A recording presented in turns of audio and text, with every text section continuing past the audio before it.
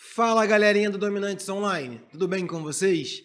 Mais uma aulinha de Química. Dessa vez a gente vai continuar falando de equilíbrio químico, mas agora a gente vai entrar no que a gente chama de grau de equilíbrio. Esse conceito a gente vai usar muito, tanto em equilíbrio químico, quanto em equilíbrio iônico, que a gente também vai falar mais à frente. Veja bem, olha só, quando a gente fala grau de equilíbrio, a gente utiliza essa letra alfa para simbolizar isso. E o que vai relacionar esse grau de equilíbrio? É o quanto do reagente virou produto.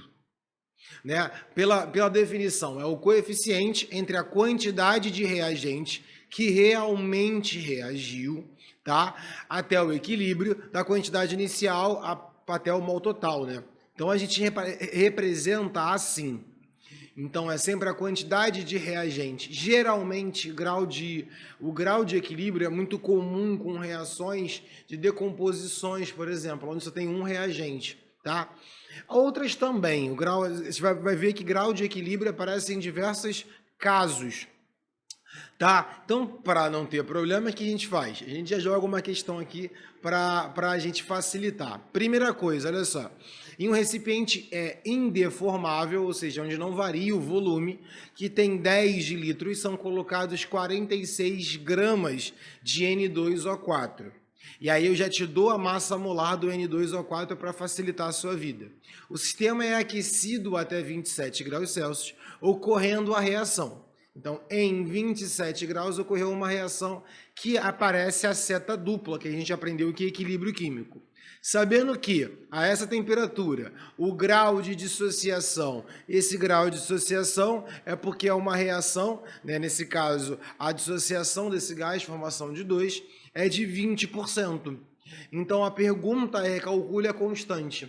Então agora a gente aprende o alfa, né? Além desse alfa, a gente também vai trabalhar com essa relação de alfa com a constante. Como é que eu resolvo uma questão desse tipo, Bruno? Olha só, primeira coisa que você tem que entender é que a gente tem que montar o que a gente chama de um quadro de equilíbrio. Eu já mostrei questões que tem um quadro de equilíbrio para vocês. Essa reação que está acontecendo. Então eu montei aqui um quadro branco só para a gente pensar um pouco. Aqui eu tenho o início, aqui tenho a reação e aqui eu tenho o equilíbrio.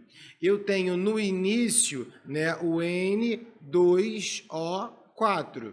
No final, a reação forma 2 de NO2. Você tem que lembrar que o volume que você está utilizando é de 10 litros, que isso vai te ajudar a resolver a questão depois. Depois você vai precisar voltar para pegar mais algumas informações. O alfa, eu já sei que é 20%, então significa que apenas 20% do reagente foi consumido. Quanto? 46 gramas? Eu não vou escrever 46 gramas. Se a massa molar é 92 gramas por mol, 46 é a metade. Eu posso afirmar que no começo tinha meio mol. E no começo não tinha produto.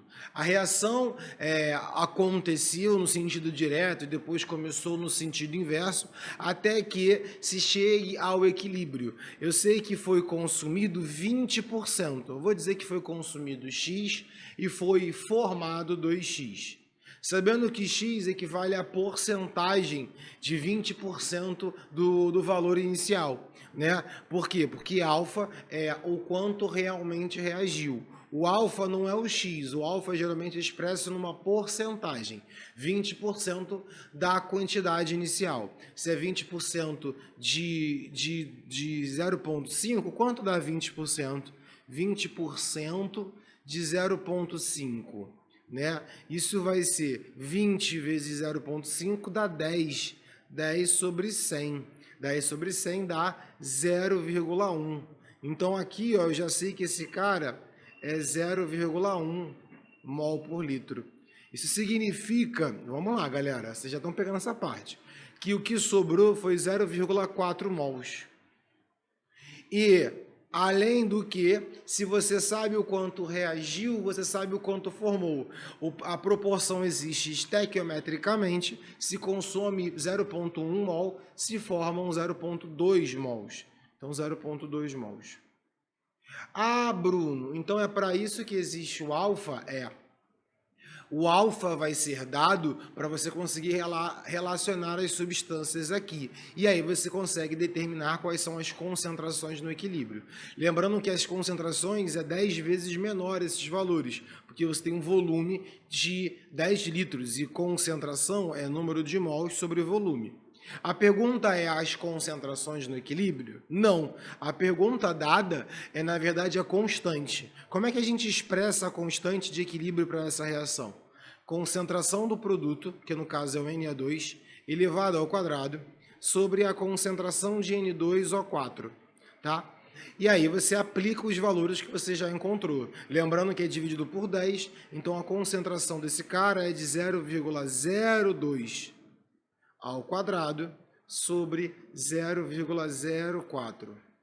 Isso aqui é 2 vezes, vou colocar aqui nesse canto, ó. Isso aqui significa que o Kc é igual a 2 vezes 10 a menos 2 elevado ao quadrado, sobre 4 vezes 10 a menos 2. 2 ao quadrado dá 4. 10 a menos 2 dá 10 a menos 4. Isso sobre 4 vezes 10 a menos 2, né? Corta, corta, corta, corta, me sobra um Kc de 10 a menos 2.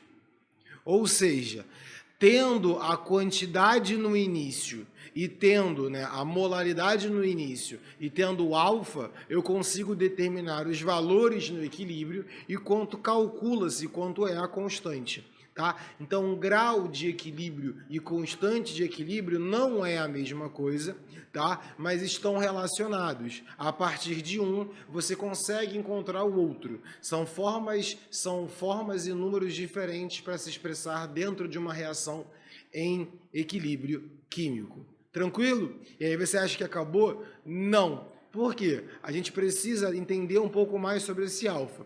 Quando esse alfa está muito próximo de 100%, significa que você tem um consumo quase total dos reagentes, né? A formação quase total dos produtos.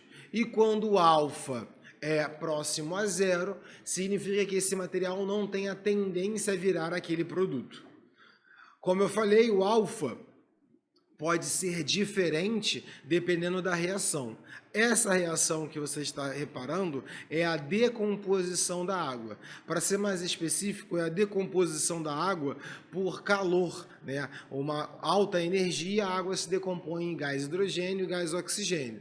Eu digo que essa reação é a dissociação térmica da água. E eu falo que esse alfa, que seria o quanto de água é quebrada, né, pode ser chamado de grau de dissociação térmica da água. Pronto. A gente vai ver muito isso com os ácidos e com as bases. E para fechar, eu vou falar de uma outra relação de constante, né, um outro que vou deixando aqui, que é o coeficiente da reação. O que é o coeficiente da reação? O coeficiente da reação é quase igual ao K. Só que o K é quando está em equilíbrio. O Q que a gente chama é quando eu quero saber se a equação está em equilíbrio ou não. Então, isso aqui é uma relação dada de uma questão, de um experimento, de alguma coisa que você está fazendo, e você precisa relacionar isso com o Kc. Como é que você vai verificar isso? Se o Kc, né, for maior do que o Q, significa que essa reação ainda está acontecendo, ela não chegou ao equilíbrio. Só que, se ele for maior, significa que essa reação está indo de direção aos produtos. Por quê? Porque produto é em cima, reagente é embaixo. Se está menor o Q, ele precisa ser aumentado. Para aumentar, eu aumento os valores em cima. Se tiver maior, é que a reação para chegar ao equilíbrio precisa transcorrer no sentido inverso, para formar reagente, que aí diminui a relação de produto sobre reagente. E quando é igual, ele está em equilíbrio, tá bom? Eu não entendi. Como é que eu aplico esse coeficiente? Aqui, ó. Tá vendo? Tudo eu estou dando já os exemplos certos para você fazer. Eu tenho uma mistura que eu tenho gás hidrogênio, iodo e o iodeto de hidrogênio, que eles reagem entre si, mas eu coloquei os três. Cada um está na concentração de 0,0020 mols por litro. E o recipiente foi introduzido, obviamente, no recipiente. Não me interessa saber o volume do recipiente, porque eu já tenho a unidade de concentração. Tá? E ele fala que a essa temperatura que foi estabelecida, a constante é 46. A pergunta é, se a relação que eu coloquei agora já está em equilíbrio, e se não, para onde vai ser deslocada essa formação para que se atue, se chegue ao equilíbrio entre essas substâncias? Tranquilo, vou calcular o QC, né? Porque eu sei que não sei se está no equilíbrio ou não. Como é que é uma relação? Concentração do produto elevado ao quadrado sobre concentração do reagente do outro reagente.